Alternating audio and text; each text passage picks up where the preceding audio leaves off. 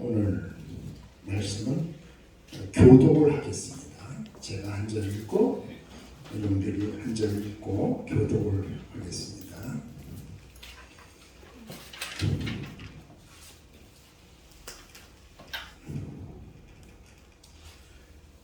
사랑하는 자들아, 우리가 서로 사랑하자. 사랑은 하나님께 속한 것이니 사랑하는 자마다 하나님으로부터 나서 하나님을 알고 사랑하지 아니하면 하나님을 알지 못하나니 이는 하나님을 사랑하십니다.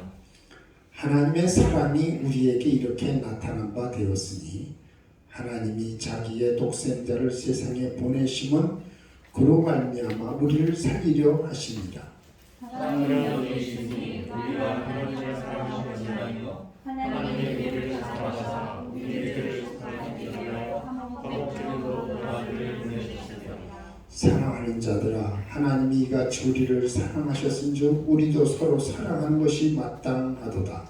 어느 때나 하나님을 사랑이 없으되 만일 우리가 서로 사랑하면 하나님이 우리 안에 거하시고 그의 사랑이 우리 안에 온전히 이루어지느니라. 그의 성령을 우리에게 주심으로 우리가 그 안에 거하고 그가 우리 안에 거하는 줄을 아느니라. 아버지가 아들을 세상에 보내신 것을 우리가 보았고 또 소망하노니 누구든지 예수를 하나님의 아들이라 시인하면 하나님이 그의 안에 거하시고 그도 하나님 안에 거하느니라. 하나님이 우리를 사랑하시는 사랑을 우리가 알고 있노니 하나님은 사랑이시라. 사랑에 거하는 자는 하나님 안에 거하고 하나님도 그의 안에 거하시느니라. 이로써 사랑이 우리에게 온전히 이루어진 것은 우리로 심판날에 담대함을 가지게 하려 함이니 주께서 그러하신 것 같이 우리도 이 세상에서 그러하니라. 사랑 안에 두려움이 없고 온전한 사랑이 두려움을 내쫓나니 두려움에는 형벌이 있습니다. 두려워하는 자는 사랑에서 온전히 이기지 못하느니라. 우리가 사랑함은 그가 먼저 우리를 사랑하였음이라. 누구든지 하나님을 사랑하고 은혜를 배우면 이는 거듭난 자니 온과 그리스도를 사랑하지 아니하는 자는 보지 못하는 바 하나님을 사랑할 수 없느니라. 우리가 이 계명을 주께 받았나니 하나님을 사랑하는 자는 또한 그 형제를 사랑할지니라. 아멘. 이 시간에 찬양팀을 인정하겠는데 지난주에 어떻게 다 준비를 같이 한 거죠? 다 나오시기 바랍니다.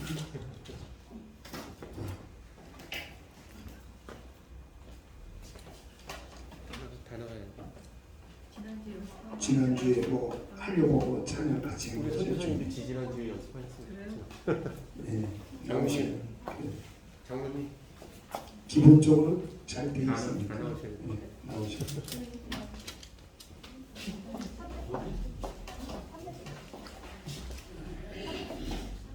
393번. 네네. 저기 파스레이 this one. 393. 393. 어디 쓰고 싶은데 쓰.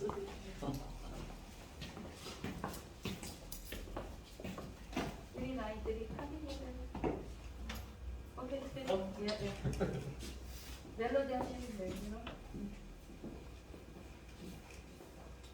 오, 재밌어요.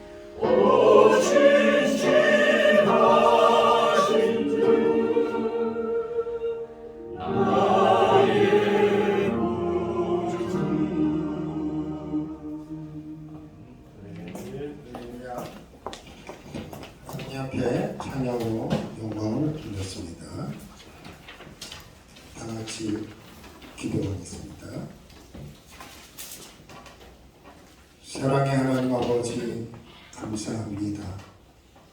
오늘도 우리에게 주의 날, 거룩한 날, 축복의 날을 허락하여 주시고 아버지 앞에 나와 예배하고 계시니 감사를 드립니다.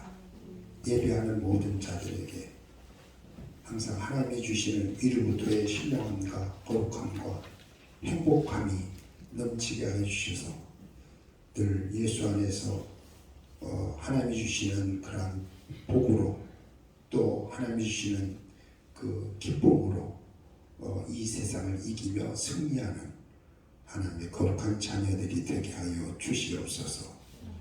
이 시간도 주님의 말씀 가운데서 함께 은혜를 나누고자 하니 우리 하나님께서 말씀하여 주시고 은혜로 역사하여 주시옵소서. 예배 시중 우리 아버지 앞에 의지하오며 감사드리며 예수님의 이름으로 기도하옵나이다. 아멘. 네, 오늘 말씀의 제목은 하나님의 사랑입니다. 우리 하나님의 사랑에는 특징이 있습니다. 그 특징 가운데 하나가 뭐냐면은 하나님께서 사랑하실 때에 먼저 사랑하신다는 겁니다. 그 먼저 사랑한다고 하는 것. 내가 주님을 사랑하기 전에 하나님이 먼저 나를 사랑하신다. 그 먼저 사랑한다는 것이 바로 뭐냐? 그 영어로 이니셔티브라고 해요. 주도권을 가지고 선취적으로 우리 하나님이 먼저 사랑하시는 거예요. 내가 하나님을 알기도 전에 하나님이 나를 사랑하시는 거예요. 그래서 요한일서 4장 19절에 우리가 사랑하는 것은 하나님께서 먼저 우리를 사랑하셨기 때문에 그 사랑을 배우고 그 사랑을 통해서 우리도 사랑하는 겁니다. 가정에서도 그 부모가 자녀를 먼저 사랑합니다. 아기가 엄마를 사랑하기 전에 엄마가 아기를 먼저 사랑하죠. 그래서 아기를 낳은 엄마는 자기를 양육하면서 먼저 사랑을 줍니다. 그래서 그 아이는 엄마의 사랑을 먹고 자라는 거죠. 물론 엄마의 젖이 아기를 양육하지만 그러나 어머니의 그 사랑이 그 아이를 참으로 평안하게 행복하게 이렇게 자라게 하는 거죠. 그런데 요사이 우리나라 그 살해 사건의 뉴스를 그 보도를 접하면서 안타까운 마음이 있습니다. 엄마가 자기 아이에게 사랑을 주어도 모자라는데 아이를 때려서 죽인다는 것이 말이 됩니까? 아이가 울어가지고 때렸다는 거예요. 우는 아이 더 때리면 더 울죠. 엄마가 아이를 사랑한다고 하면은 사실 우는 것도 다 예뻐 보이잖아요. 아기가 엄마가 없으니까 울면서 찾는 거 아니겠어요? 그런데 사람이 이 사랑이 없고 사랑이 식어지면은 모든 것들을 자기 자신의 입장에서 판단하고 그 생각을 합니다. 그러니까 자기 생각에는 우는 것 자체가 싫고 밉고 때려주고 싶은 거지. 그러나 사랑이 있다고 하면은 내 입장에서 보는 것이 아니라 아기 입장에서 보게 되죠. 그러니까 아기 입장에서 보니까 그 아기가 더 이뻐 보이고 더 사랑스러워 보이고 그래서 응애응애하고 막 우는 아기를 엄마가 그 앞에 가서는 그 우는 아름다운 모습을 보고도 우리 애기 이쁘다 그리고 이제 그 공댕이 뜯겨주고 사랑을 나누는 그런 것이 그 어머니의 사랑이고 또 아기를 먼저 사랑하는 엄마의 그 모습이죠. 우리 사람을 사랑하는 그 하나님의 사랑도 사람의 입장에서 보니까 하나님께서 먼저 사랑하는 거죠. 우리 사람들을 보니까 우리 사람들이 다 모자라고 부족하고 불쌍하고 또 국률하고 또 어떤 면에서는 처량하고 외롭죠. 하나님께서 사람을 지으시고 혼자 있는 아담을 보셨을 때에도 그 독촉하는 것이 보기에 좋지 않았다 그랬어요. 그래서 하나님이 사랑의 마음을 가지고 그 돕는 배필인 하와를 주셨잖아요. 외롭고 처량하게 때로 독촉하는 그런 모습을 보는 그 아담이 결국 하나님의 도움을 받는 것입니다. 그래서 하나님께서는 하나님의 형상대로 사람을 지으시고 또 하나님께서는 그 사람을 낳으셔서 하나님께로부터 난 자가 되는데, 예수 믿는 자들이 하나님께로부터 난 자이죠. 그러한 자들을 사랑하시잖아요. 특별히 요한복음 3장 16절에서는 하나님이 세상을 이처럼 사랑하셨다. 세상을 사랑하신 거예요. 그 세상이라고 하는 것은 모두 다 모든 사람을 얘기한 거예요. 믿는 사람뿐만 아니라 믿지 않는 불신자까지도 하나님께서 사랑하신 겁니다. 그러한 하나님의 사랑, 그 사랑이 오늘 또 믿는 자들인 오늘 우리들에게 하나님께로부터 난 자인 하나님의 자녀된 우리들에게 하나님의 사랑이 임한다고 하는 것은 더 말할 것이 없죠. 더 큰 사랑이죠. 그토록 우리 믿는 자들을 사랑하시는 하나님께서 우리에게 계명을 주셨습니다. 그 계명은 형제간에 서로 사랑하라 하는 것이죠. 형제는 육신의 형제도 있지만 성경에서 말하는 형제는 특히 우리 믿는 형제, 믿음을 가지고 신앙생활을 함께하는 그러한 자들을 형제라 이렇게 얘기합니다. 그런 면에서 우리 믿음의 형제 자매들은 그리스도 안에서 주님이 먼저 보여주신 그 사랑을 우리도 함께 나누며 그 사랑의 공동체를 이루어 나갈 수 있기를 바랍니다. 그래서 우리는 정말 보이는 형제를 사랑하시기 바랍니다. 그것이 바로 보이지 않는 하나님을 사랑하는 방법이기 때문입니다. 이 형제를 사랑하는 그러한 방법에 대해서 성경은 또 말하지요. 형제에 대해서 뜨겁게 서로 사랑하라. 베드로전서 1장 22절에 너희가 진리를 순종함으로 너의 영혼을 깨끗해 하고 거짓이 없이 형제를 사랑하게 이르렀으니 마음으로 뜨겁게 서로 사랑하라. 마음으로 정말 뜨겁게 사랑하는 형제 사랑의 그 아름다움을 우리가 나누어야 될 것입니다. 그리고 형제를 사랑할 때 형제를 사랑하는 자는 형제에 대해서 용서하는 것입니다. 용서의 사랑을 보여주는 거죠. 허다한 죄에 대해서 덮어주는 거죠. 그래서 복음이라고 하는 것은 용서의 복음입니다. 그래서 70번씩 7번이라도 용서해 주라고 하는 이것이 바로 하나님께로부터 용서받은 자의 삶의 모습인 거죠. 그래서 형제 사랑할 때에 우리는 참으로 주님께로부터 용서받은 그러한 하나님의 1만 달란트 빚진 자로 용서받았기에 우리는 어떠한 사람도 주님의 사랑으로 하나님의 사랑으로 용서하며 용서를 베풀 수 있는 삶을 살아야 될 것입니다. 이것이 형제의 사랑이에요. 그렇게 된다고 할 때 형제의 사랑을 우리가 이루면은 예수님께서 말씀하기를 너희가 내 제자가 되리라 하고 말씀하십니다. 요한복음 13장 35절에 너희가 서로 사랑하면 이로써 모든 사람이 너희가 내 제자인 줄 알리라. 세상 사람까지도 사랑하는 그 삶을 통해서 우리가 예수의 제자인 것을 알게 된다고 하는 것입니다. 오늘 우리 예산 사랑 성도들 서로 사랑함으로 형제의 사랑을 나누며 예수님의 제자가 되시기를 주의 이름으로 축원합니다. 하나님의 사랑, 이렇게 먼저 사랑하는 사랑, 그 사랑을 우리도 배우고 형제에 대해서도 먼저 사랑을 나눠주고 형제를 사랑을 베풀 수 있는 그러한 사랑의 공동체가 될 수 있기를 바랍니다.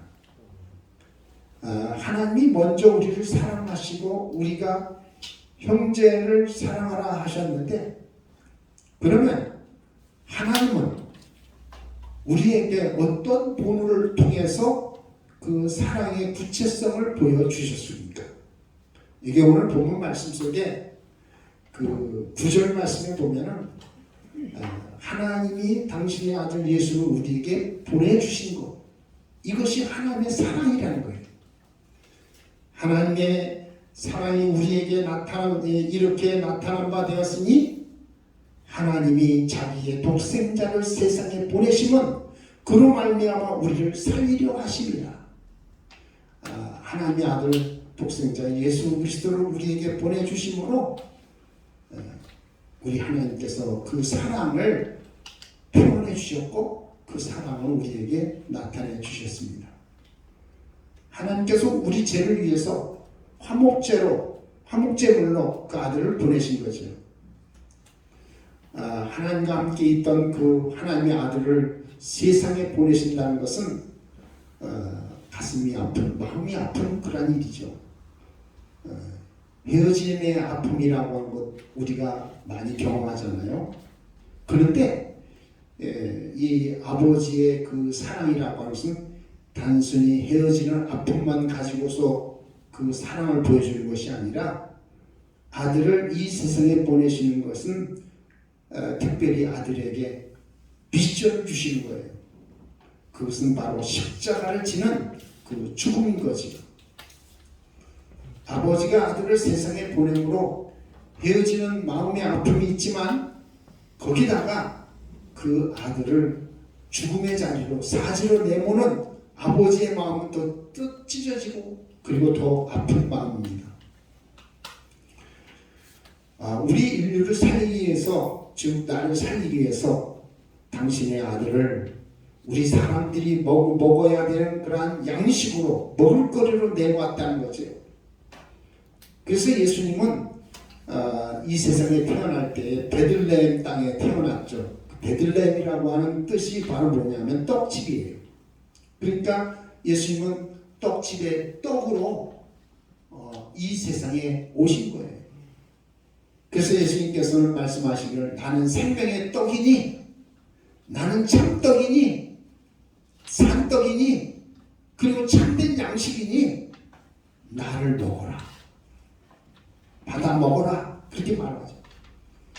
예수님의 피는 참된 음료니 받아 마셔라, 그렇게 예수님께서 자신을 우리에게 내놓으시고 우리 모든 사람들이 먹을 수 있는 양식으로 우리에게 주신 겁니다. 자신의 몸을. 저는 TV 프로그램에 동물의 세계 프로그램을 좋아합니다. 그 프로그램을 볼 때는 조금 다른 때하고 좀 다르게 자세히 유심히 그 프로그램을 보는데 거기에 보면은 좀 이제 사자들이 아주 이런 들소나 이런 아주 힘 있는 짐승도 잡아서 이렇게 먹어버리는데 그 어미 들소 한 마리하고 사자 한 마리가 싸우면은 누가 이기겠습니까? 네? 저는 그걸 이렇게 상식적으로는 이제 우리가 힘이 있는 사자가 이길 것이다 이렇게 했는데 그 실질적으로 보니까 이 힘 있는 오히려 힘으로 이렇게 사는 그 들소가 사자를 이기더라고요. 1대1로 만나서 대결하면 들소가 이기더라고요. 그러니까 사자는 그 들소 뿔에 아주 받치지 않으려고 땅에서 발로 한번 기어 있어요. 이렇게 누워 있어요. 그 들소가 이렇게 뿔로 받으려니까 누워 있더라고. 발에, 그러니까 뿔에 받치지 않으려고. 그래가지고 이제 결국 이게 들소가 사자를 뿔로 받아버려가지고 패대기를 치는 이런 것들을 이제 보게 되는데 1대1로는 사자가 들소를 못 이기더라고요. 힘으로 당할 수가 없습니다. 그런데 이 사자들은 한 가지 특이한 게 단결하는 거예요. 단결. 응? 이 단결하도록 하나님께서 그렇게 만드신 것 같아요. 단합을 해가지고 들소 한 마리에 아주 집중해서 달려들 때에 1차로는 거기에 막 사자들이 막 올라탑니다. 그 다음에 그 2차로는 그 들소를 아무리 시민 들소라 하더라도 막 사자들이 막 올라타면은 결국 쓰러지죠. 넘어지죠. 그럼 쓰러진 들소를 한 놈은 다리 붙잡고 다리 불고서 일어나지 못하게 하고 또 한 놈은 목을 물고서 숨이 끊어질 때까지 물고 있는 거예요. 그래서 그 숨통을 끊어버리고 그 자리에서 들소 한 마리를 이 사자 떼들이 먹어버리는 거죠. 저는 이러한 동물 세계를 보면서 이 세상에 오신 예수님이 십자가에서 죽으시고 자신의 몸을 내주면서 내 살을 받아 먹어라, 내 피를 받아 마시라 하는 그 예수님의 말씀을 기억해 봅니다. 자신의 몸을 내주면서 인류가 영생을 얻을 수만 있다고 하면은 아낌없이 모든 것을 다 내어주는 그 나무 하나의 들소와 같이 예수님께서 사신 거지요. 아버지 하나님이 주신 그 미션을 예수님은 이 땅에 오셔서 다 이루신 겁니다. 그래서 우리 하나님의 자녀에게도 오늘 우리들에게도 미션을 이 선교라고 하는 미션, 보냄받는 하나님의 종의 그 미션을 우리에게도 주신 거예요. 그래서 이 하나님이 주시는 미션을 귀하게 여기는 사람, 예수님도 아버지 주신 그 미션을 이 땅에 오셔서 자신의 몸을 내주는 그 죽음의 자리까지 가는 그 하나님 아버지의 그 명령을 귀하게 여기고 그것을 이루어 나가듯이 오늘 하나님의 사람이라면은 우리가 정말 하나님의 자녀라고 하면은 우리 하나님께서 우리에게 주시는 이 미션을 정말 중요하게 여길 줄 알아야 할 것입니다. 그래서 오늘 우리 그리스도인들은 교회에서 내게 주신 전도의 미션, 한 영혼을 주님께로 인도하고 그 영혼을 우리가 정말 살리는 생명의 사람 낚는 어부의 사명을 우리가 감당해야 할 것입니다. 참으로 우리는 하나님께로부터 미션을 받아 우리의 남은 생애를 정말 귀하게 쓰여지고 사용되어지는 우리 예사랑 성도들이 되시기를 바랍니다. 하나님이 아브라함을 좋아하는 이유가 있어요. 아브라함이 그 아들 독자 그 이삭을 하나님께 제물로 드렸기 때문에 그때 아버지 하나님이 아브라함을 뭐라고 얘기하느냐 하면은 내가 이제야 하나님을 경외하는 줄을 알았다, 그렇게 얘기를 합니다. 하나님이 우리 사람을 알아준다고 하는 것은 드문 일이죠. 대체적으로 사람들이 하나님을 안다고 하죠. 나 하나님 알아? 그렇게 다 사람들이 얘기를 하죠. 그런데 하나님이 나를 안다고 이렇게 말씀하신다고 하면은 이것 또한 더 가슴 벅찬 그런 일입니다. 거기다가 하나님 나를 향해 네가 나를 경외하는 것을 내가 알고 있어, 네가 나를 사랑하는 줄 알고 있어, 구체적으로 그렇게 말한다고 하면은 더 할 나위가 없겠죠. 저는 사실 이 목회를 하면서 하나님의 음성을 듣는 그런 것에 대해서 문외한이었어요. 그냥 신학을 갈 때도 저 교회 다니는 그 장로님이 지나가다가 그냥 갑자기 제 이름을 부르면서 너 이놈이니 신학가 그 얘기를 한마디 하시는데 얼떨결에 제가 그 얘기를 듣고 네 그랬거든요. 근데 그 얘기에 네 하고 얘기한 것이 그때는 내가 왜 그랬을까 그러는데 그게 바로 하나님의 음성이었구나. 이제 왜냐하면 하나님께서 저에게 직접적으로 이렇게 들려주는 그런 음성은 아니지만은 그 장로님을 통해서 저에게 그 얘기를 했을 때에 제가 거기서 그냥 네 하고 순종하고 신학교에 가서 원서를 사가지고 가서 써서 냈어요. 그래가지고 이제 신학을 하게 됐는데 그때의 그 장로님의 음성, 지금도 아주 쟁쟁하지만 그 장로님의 음성을 통해서 저에게 하나님께서 말씀하셨다. 그렇게 생각을 해요. 그런데 제가 한 번을 목회를 하면서 하나님의 음성을 이제 듣기를 다 누구나 원하잖아요. 그런데 제가 한 번은 강대상에서 기도를 하다가 깜빡 졸았어요. 근데 갑자기 오구나 하는 그 음성이 들려가지고 누가 나를 부르나 하고 그냥 깜짝 해가지고 일어난 적이 있었어요. 그러니까 꿈인지 뭐 꿈을 꾼 건 아닌데 그 소리를 듣고 제가 일어나가지고 깨어난 적이 있었는데 그때 그 이후로는 사실 아무 소리도 없었지만은 그렇지만 제가 그때에 내 마음속에 하나님이 그래도 나 같은 사람에게 주의 종으로 이렇게 삼으셔가지고 나와 늘 함께하고 계셨구나 하는 그런 생각을 제가 가지고 그리고 그때 그 음성을 제가 저를 부른 그 주님의 음성을 잊지 않고 그래도 하나님이 그래도 나와 함께 하신다 하는 마음으로 목회를 합니다. 정말 그렇기 때문에 우리가 이 기도한다고 하는 것 이것은 정말 하나님과 교통하는 그런 것인데 우리가 기도를 하면서 하나님의 음성 듣는 그 부분이 정말 쉽지 않잖아요. 구체적으로 그런데 어떤 때는 저에게 그 음성으로 이렇게 말씀을 주시는 것보다도 깨달음으로 많이 주시더라고요.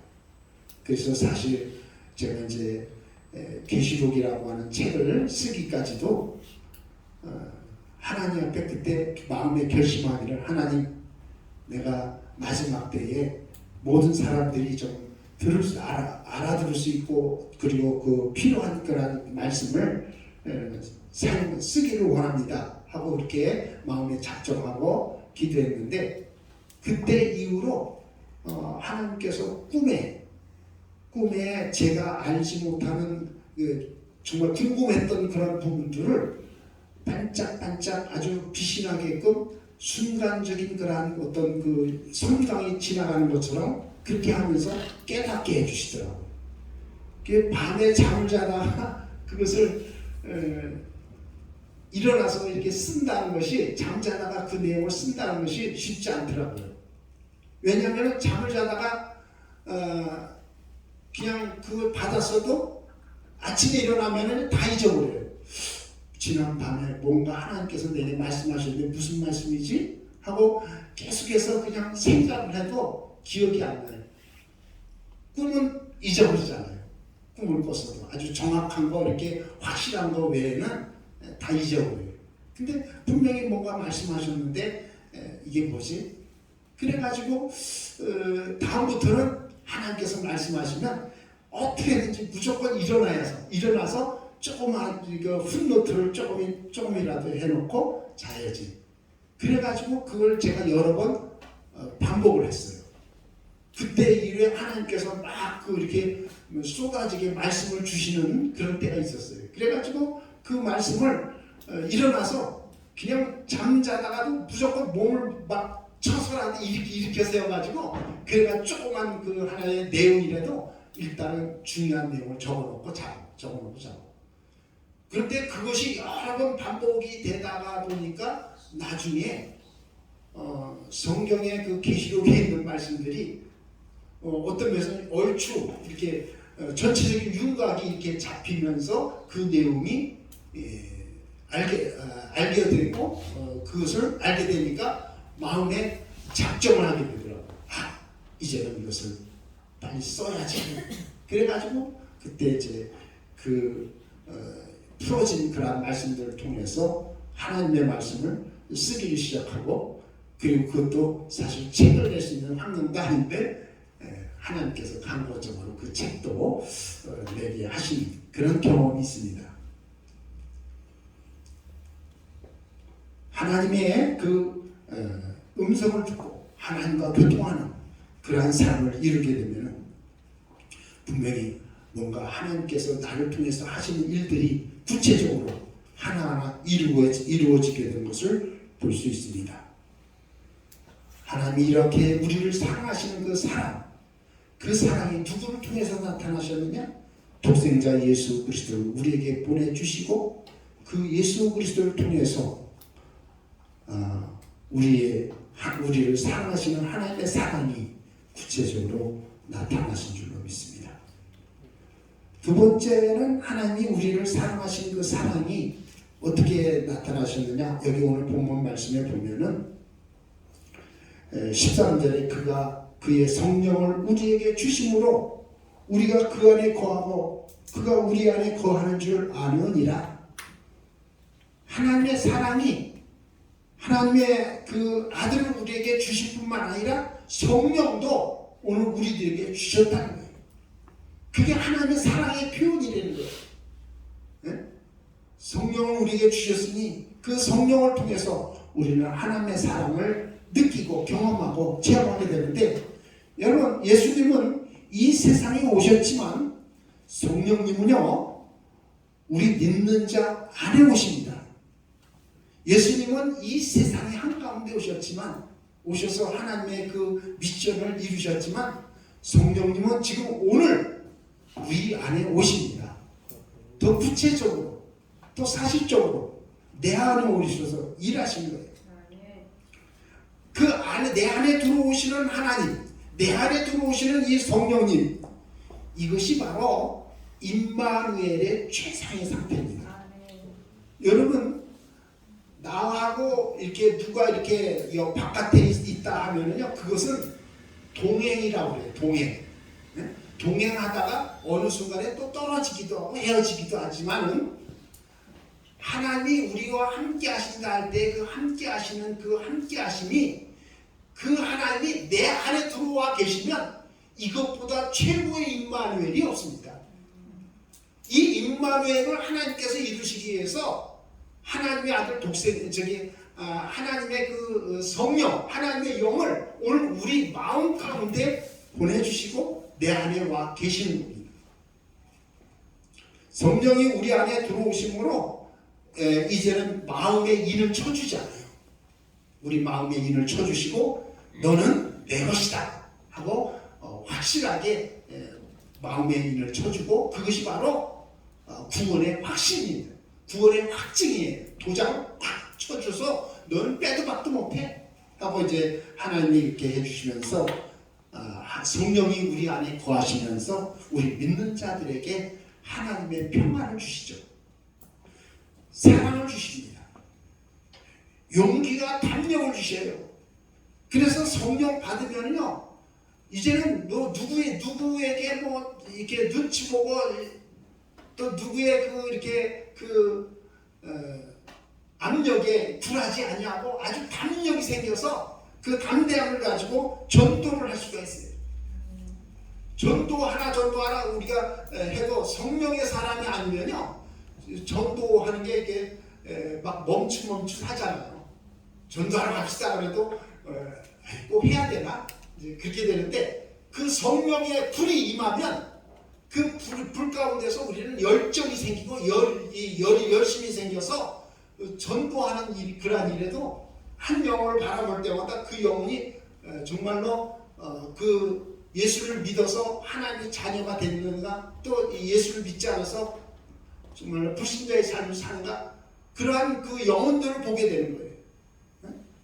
사람을 겉으로 보는 게 아니라 그 안에 있는 영혼을 보게 되는 거예요. 그게 바로 이제 성령이 임하시니까, 성령의 그 불이 임해서 그 용기와 담력을 가지고 이제 전도하는, 생명 구원하는 일을 이루게 되고, 또 이 열심과 열정이 생기니까 하나님의 일에 대해서 아주 그냥 끊임없이 하다 말다 하는 게 아니라 아주 꾸준히 계속성을 가지고 일을 하게 할 수 있는 겁니다.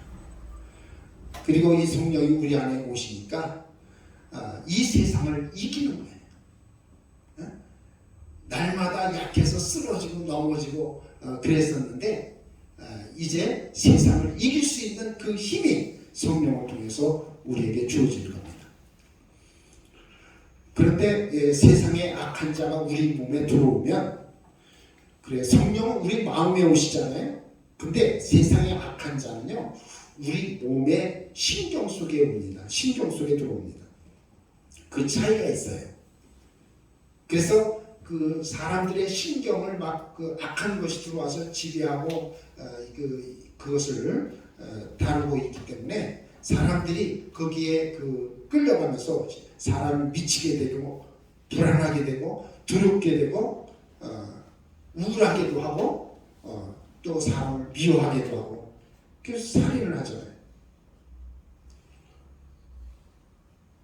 그럼에도 불구하고 우리 하나님의 사람들은 이러한 것들을 물리치고 하나님의 사랑을 우리 안에 가득 채우면은 사랑 안에는 두려움이 없다고 했어요. 성령이 내 안에 들어오셔서 정말 하나님이 우리에게 주시는 평안함을 그리고 사랑이 넘치는 그러한 천국 생활을 이룰 수 있기를 예수 이름으로 축원합니다. 하나님 우리를 사랑하셔서 우리에게 주신 성령을 오늘 우리가 충만히 받으시기를 바랍니다. 왜냐하면 성령을 받아야만이 우리가 구원을 받되 온전한 구원을 받을 수가 있습니다. 세상에서 예수로 우리가 구원받는 것은요 그건 초보 구원입니다. 다 모든 사람들이 입으로 내가 예수를 믿습니다 그렇게 하는 그 구원은 초보 구원이에요. 그 히브리서 6장에서 초보 구원이라는 얘기를 얘기합니다. 그런데 오늘날 우리가 교회 안에서 성령으로 말미암아 받는 그 구원은 완전한 구원이에요. 그래서 우리의 구원은 초보 구원에서 완전한 구원으로 나가야 돼요. 그게 바로 성령으로 말미암아 이루어지는 구원입니다. 예수로 우리가 생명을 얻는 구원을 얻지만은 교회 안에서 우리가 성령으로 최종적인 열매 구원을 받는 것이고 열매 맺는 백성이 하나님 나라를 차지한다고 마태복음 21장 33절에 말씀하고 있습니다. 그러므로 내가 너에게 이르노니 하나님의 나라를 너희는 빼앗기고 그 나라에 열매 맺는 백성이 받으리라. 여러분 세상에서의 구원은 예수의 생명을 받아서 우리가 구원받지만 교회 안에서도 구원을 받아야 돼요. 교회 안에서 받는 구원은 바로 뭐냐? 성령을 통해서 우리가 열매 맺는 그러한 삶을 이루어 나가요. 열매도 좋은 열매를 맺는. 그래서 우리 하나님께 최종적으로 우리가 드려야 될 것은 뭐냐? 열매를 하나님께 드리는 것입니다. 그런 면에서 오늘 우리 사랑하는 성도들 성령 충만함으로 교회 안에서 열매 맺는 삶을 이루시기를 예수 이름으로 축원합니다. 다 같이 시간에 합심으로 기도할 때에 우리 하나님께서 우리에게 사랑을 주셨는데 그 사랑은 바로 독생자 예수 그리스도를 우리에게 주시며 또 보혜사 성령도 우리에게 주신 그 주심을 알고 우리가 영원히 함께하기 위해서 우리 하나님 우리 안에 들어오셔서 나와 함께하시는 삶을 하나님께서 이루시기 위해서